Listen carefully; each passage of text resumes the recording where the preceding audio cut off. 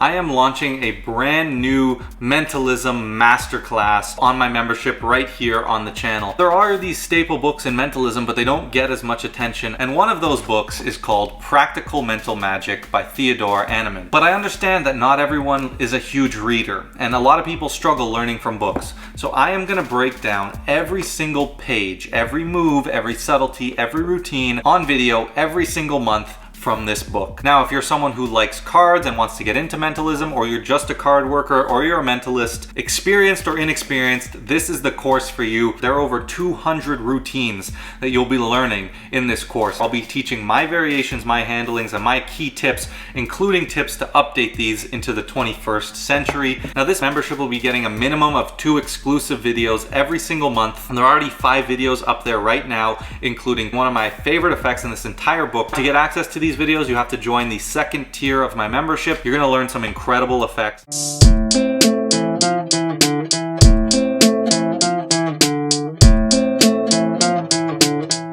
What is good, guys? It is Reed and welcome back to another video. Today we got Mentalism 101 episode 10, which is going to be all about confidence in mentalism. Now, confidence applies to all kinds of things, from your demeanor to how you perform your effects. And I'm not just talking about being confident when you perform, but also confidence in your delivery, your methods, and exuding confidence to your audience members. Now, this is something that is so important, that is not only going to make you a better performer and make you more comfortable while performing, but it's also going to enhance every effect that you do for your spectators and make your magic hit that much harder. So let's not waste too much more time. If you guys would like to check out some private lessons or become a channel member, you can check out those links in the description. So with all that said, guys, let's not waste any more time and let's jump right into Mentalism 101 episode 10, Confidence in Mentalism. So first of all, what do I mean by the idea of confidence in mentalism? So the idea of confidence in mentalism applies to several different things.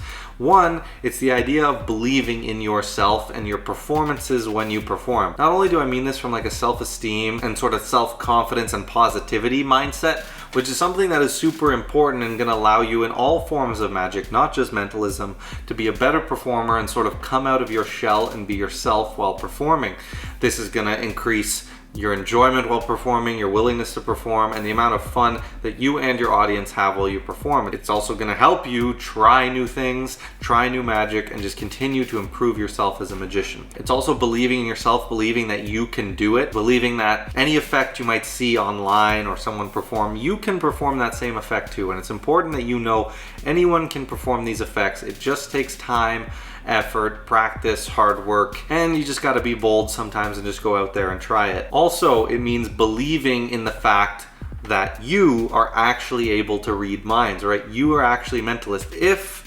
And the caveat is if that is the character you're trying to sell. If you want this to seem like something that's either real or in that ambiguous zone, if you believe in what you're doing, if you convince yourself that what you're doing is real, it'll only come off as more authentic to your audience, which, if that is your character's choice, is a great way to handle that. Being confident also applies to your presentations and your verbiage when you speak. Being confident, being definitive in what you say, saying things with certainty is key. If you're thinking of an elephant, and I'm sitting here and I'm pretending to read you, and then I go,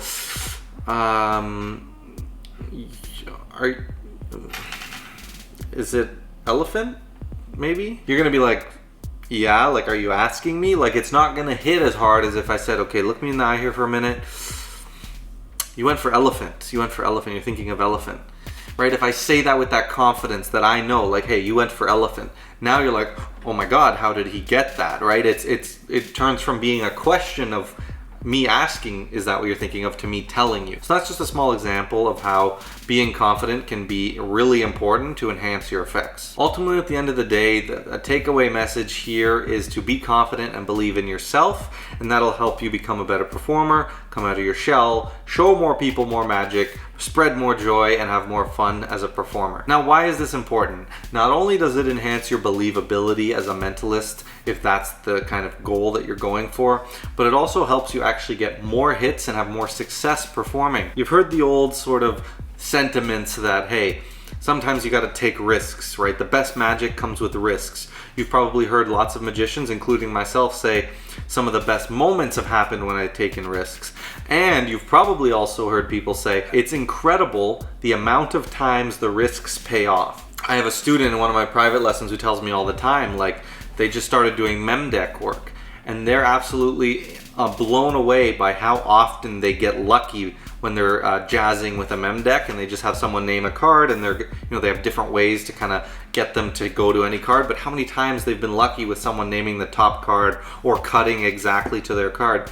And those are things that you'll never have if you don't have the confidence to go out there and be bold and believe in yourself and believe that, hey, if something goes wrong, I can find a way out of this, or I can just bite the bullet and it'll be okay. I can move on to the next thing. Having that confidence in yourself to actually go out and perform, one of the greatest joys, and I think the greatest joy that we have in magic, is sharing our gift with others. So this idea of confidence actually can lead to more hits by being more risky and taking more chances, but also when you're confident, you are willing to perform more and get more hits. And then with the effects that you know, and when you do perform, you're going to get more hits because you're going to take those chances. You're going to say things with confidence. You're going to say, you're thinking of this, you're thinking of that. If your self-esteem is higher, your presentation is going to be better, your delivery is going to be better, your hit rate is going to be better. If you're doing propless mentalism, your success is going to be better when you deliver your things with confidence and you know your material and you feel confident in it. Confidence is a big thing when it comes to character development as well. Who you are as a mentalist, what your style is.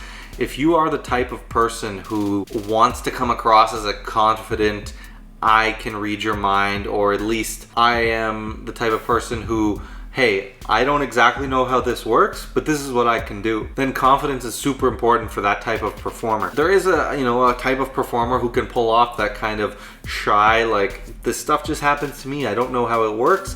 But in general, having a confident character that can command a room and lead a performance is key when you're performing magic and mentalism. Also, being confident helps build better reactions, as I gave you with that example of being more direct and not making things seem like a question and rather a statement. Being more confident makes your presentations more engaging, makes people listen to you, right? A commanding, confident presence is going to capture people's attention and they're going to be captivated by you. And that's going to lead to overall better audience engagement, better reactions, and a better performance. And probably the most important thing with confidence is that it's going to boost your self-esteem if you're confident in yourself, and that's going to get you out there performing more. And performing is the best way to progress as a magician. Throw yourself in the fire, you'll learn the most that way, you'll have the most fun, you'll share the most. And in a lot of cases, this is why we do it. Even if you're a hobbyist, once you perform that first magic trick, you'll realize how amazing this is, and you'll just want to have that high again.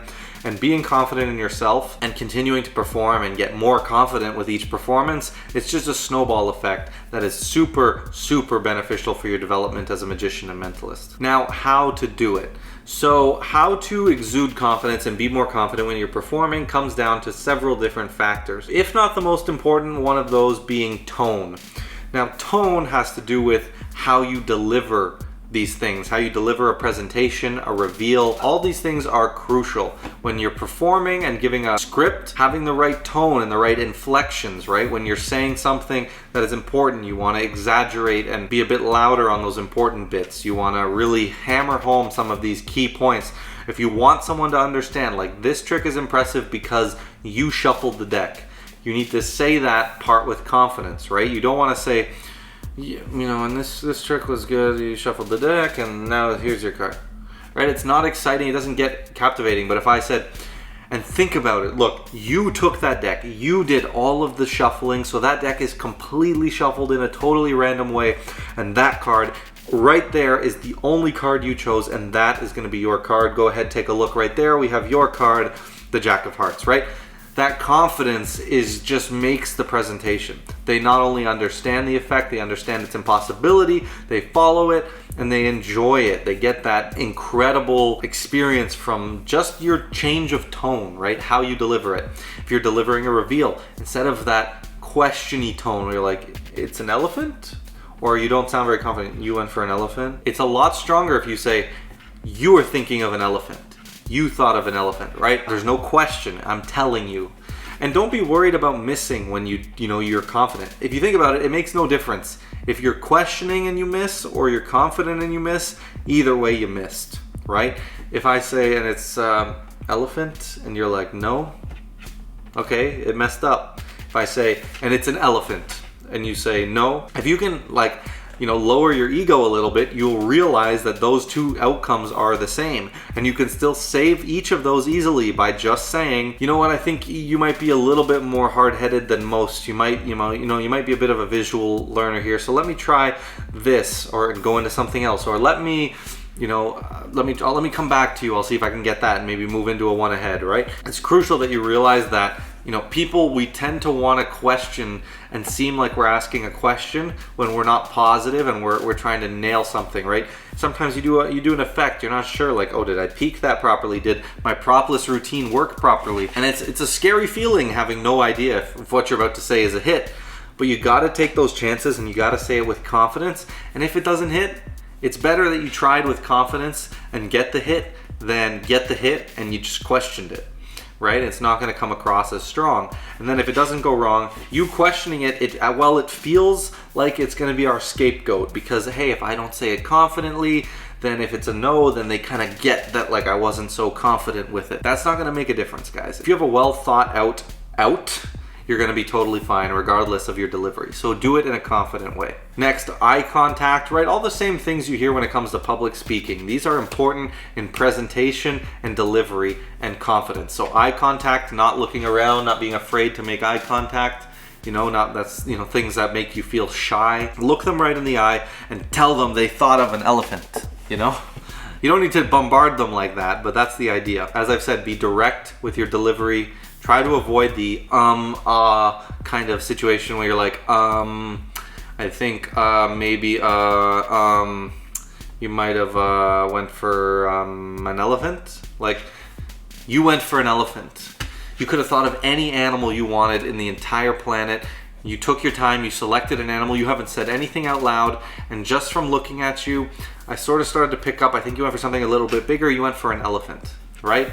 Confident, direct delivery. And a great way to build confidence and to be confident is to just be bold. Throw yourself in the fire. Try the 1 in 52 card effect, where you pick up that Queen of Hearts or that 7 of Hearts or that Ace of Spades, one of the cards that people often name, and you just hold it up and you say, hey, name a card. You don't know how many times I've hit that effect, and the only method was luck, was confidence, was being bold. Take more chances. You'll have more incredible effects. You'll realize that failing and failure is not that big of a deal. And once you've come to terms and realize that, you'll be such a more confident performer who isn't afraid to throw themselves out there and perform and take risks. And that's gonna just enhance your magic and your confidence. One way to build confidence is to think about your outs. Think about your different options, right? I talk about this and I preach this. If you guys are afraid of messing up, if you no longer want to be in those situations when you mess up, think of your out. Think about, before you perform, what you're gonna do if it goes wrong. Like I've said over and over on the channel, with card magic, think about, you could use a cull into a palm, into a card to pocket. You could use an invisible deck if you carry one. Those outs will work in any card trick, right? In mentalism, you can save any effect with 1 ahead. You can save any effect by saying, that was a little bit of an experiment, and while I didn't get it, it does give me some sense into how you think, and then following it up with a surefire effect, right? These are outs that you can always use. People ask me, what happens when you mess up? The answer is, I don't mess up anymore. And it's not to say I'm perfect, because actually, to magicians, I mess up all the time. Things don't go right. I do propolis stuff. It doesn't work. But the audience doesn't know that. The audience will never know. They'll always think that's how it was supposed to go, because I spend a lot of time thinking about my outs and what I'm gonna do in each effect, in each situation when things go wrong. And I've developed a skill at that because I have experience performing, and I've grown and earned that kind of experience and that confidence and that understanding that only comes with performance. And when you get into the situation where you have to use that other out, don't go into your shell. When you're trying to hit a propolis drawing duplication and you draw a sun and you say, for the first time, what are you thinking of? And they say flower, don't sigh. Don't pause and go, Just say, okay, flower, that's great. Now we're gonna get back to this. I'm gonna actually hold on to that for me. I think I can take this up to the next level. Hey, you over there. I'm gonna have you scroll on my phone. I have all these different images and I just want you to stop on one. And then, I'd force them the sun, and then I'd draw a flower on the other billet, switch them, and have using a kind of one ahead principle. And now I have a drawing of a sun and a flower, the two things that those people were thinking of, right?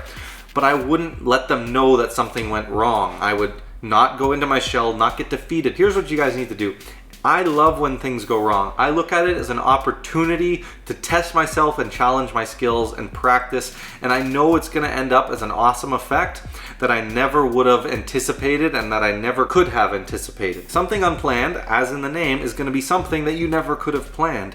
And oftentimes those are incredible. As a great example, my most viewed video across YouTube and my Instagram and my TikTok is an Instagram reel I posted with like 160,000 views. That effect was a complete mistake. I went to do a propless name divination. It didn't hit, so I moved into a one ahead and then did a name divination and an animal divination. I break this all down and how I saved it in this recent performance breakdown video, so go check that out.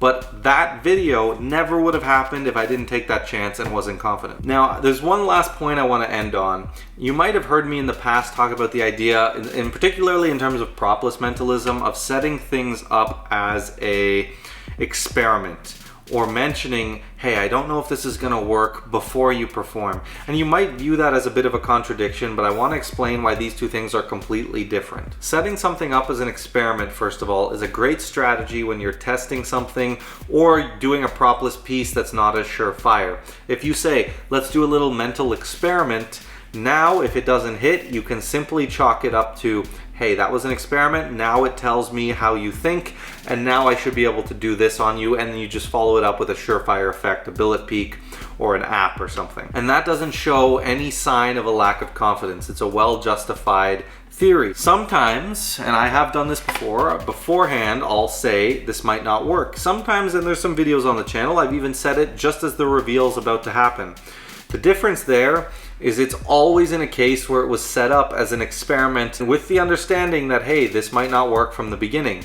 So I would never just say, this might not work, but what are you thinking of? And I'll turn it around.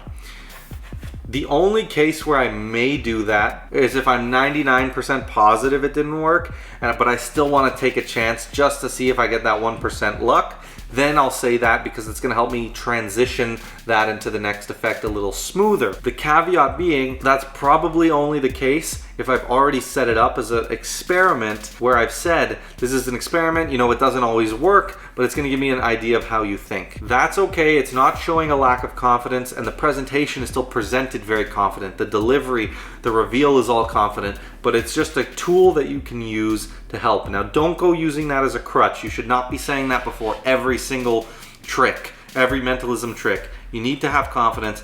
Use that selectively, particularly, I would say, with propless pieces that aren't always surefire, but there is a difference. To prepare in case of failure is different than using that setup for failure as a crutch to get through a performance. And again, if it doesn't work, your mental experiment, you are confident in the follow-up, in the out. So there's no moment of lack of confidence. Setting it up as, hey, this is an experiment, doesn't always work, and then delivering it confidently, revealing it confidently, and then transitioning into the out if it didn't work confidently is not, that crutch. Ultimately, you want to avoid using that lack of confidence, that, hey, this might not work, I don't know, as a crutch to get you through your fear of performing or your worry about it not working. Now, I want to finish this off with an example. So I gave you that example at the beginning where I showed you, right to the camera how two different reveals can change drastically based off of the delivery. Where I had you think of an elephant and I showed you, like, if I kind of question it rather than tell you, there's a big difference in how that feels to you. If you go back and you actually are thinking of an elephant, listen to the two ways I deliver that and you'll see it feels totally different. So I want to give one more example, which you'll actually see from a genuine performance of mine, okay? And they're both the exact same effect.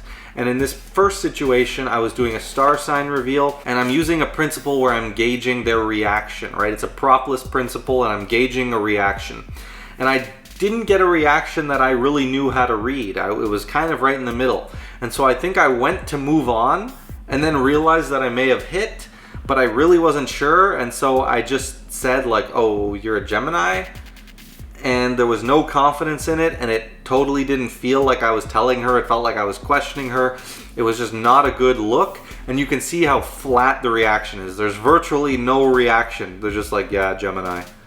Like, it really sucked. It was, you know, it was all because of the reveal, right? These girls were into the whole astrology thing. I'm positive if I would have delivered this better, it would have hit. So I'll show that performance, and then I'm going to show you a performance where I do the exact same effect, but I hit it and I deliver "You're a Capricorn" with confidence, and you can see how different that reaction is. So check those two out now. Think of your star sign for me. Don't say it out loud, okay? All right, think of the exact number of letters in it for me. Okay? It's okay, okay, forget it. Okay. There's an R in it, yeah? No? Okay, hold on. Just keep repeating. I want you to focus on the picture. Think of the picture. Okay, like Picture, the picture, yeah, whatever it is. Keep saying it over in your head, like Gemini, Gemini, Gemini. Keep saying it just like that. Okay. Does that sound, it's close? It's Gemini. Yeah. Wow. What give that away? Just your aura, your vibe. Do you know your star sign? Don't say it out loud, but do you know it? Yeah. Yeah? All right, can you just like, I want you to like focus on it like right here in between us, okay? Like imagine it's like floating there, right? I'm gonna try to pick up on it here. Start to scramble up the letters, you know? Flip the letters all together. There's an R in it, yeah? Yeah. Yeah, I get an R and an A as well. Yeah. Yeah. You're starting to lose it. Focus on the picture. Do you know the picture associated with it? Yeah. Yeah? All right, here's what I want you to do. Just keep repeating it over and over in your mind, okay? Just keep saying it. Keep saying it like Capricorn, Capricorn, Capricorn. Yo, what the? Yo, queen, what? So now that you've seen those, I think you get a sense for how important delivery is. You can see it right from me in my real life, real world performances. Same effect, different delivery makes a completely different effect. Alright guys, so that is it for Mentalism 101 episode 10. I hope you guys enjoyed that video. That was a jam-packed video full of awesome information. At the end of the day, just be confident in yourself guys, and you will be incredible and a great performer. So if you guys like this video, don't forget to like it, drop me a comment. If you'd like to check out private lessons, you can check those out at the link below. Get some help with your mentalism or your card magic or anything else. Get one-on-one help from me. But with all that said guys, don't forget to like, comment, share, subscribe, and I'll catch you in the next video.